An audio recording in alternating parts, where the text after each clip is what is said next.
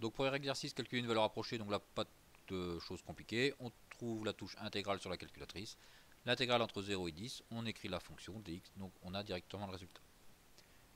Exercice 2, est-ce que l'intégrale représente toujours une aire? Non. Ça va représenter une aire uniquement si la fonction f est positive. Donc dans quel cas ça représente une aire? Ça représente une aire uniquement si la fonction f est positive. Exercice 3, je vous ai mis deux fonctions.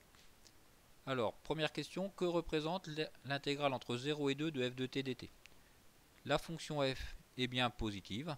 Donc l'intégrale entre 0 et 2 de f de t dt, ben, ça représente l'aire qui est en orange ici. Donc l'aire entre la courbe représentative de f, la droite des abscisses, les droites d'équation x égale 0 et x égale à 2. Maintenant on va essayer de trouver, donc je vous ai mis deux courbes et on doit trouver l'aire du domaine qui est ici. Pour trouver l'aire du domaine qui est ici, on doit commencer par trouver les points d'intersection entre la fonction f et la fonction g. C'est-à-dire on doit trouver les coordonnées de ce point-là et de ce point-là. Pour trouver ces deux points d'intersection, on doit résoudre l'équation f de x égale ag de x.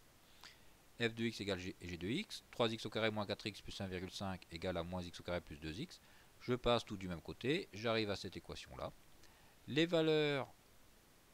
solutions de cette équation, donc avec votre calculatrice, menu équation, équation du second degré, ça va vous donner les deux résultats.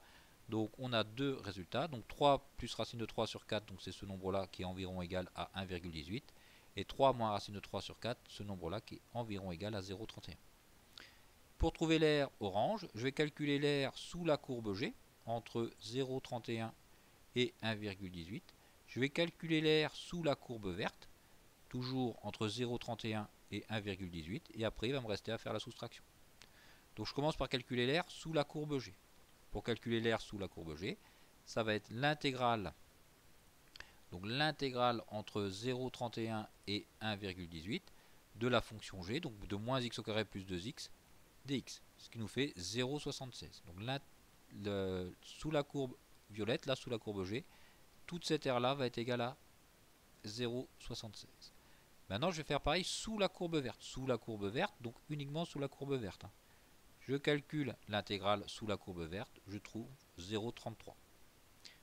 J'ai mes deux aires, donc j'ai sous la courbe violette, sous la courbe verte. Pour avoir l'aire orange ici, ben, il me suffit de me faire que je fasse la soustraction.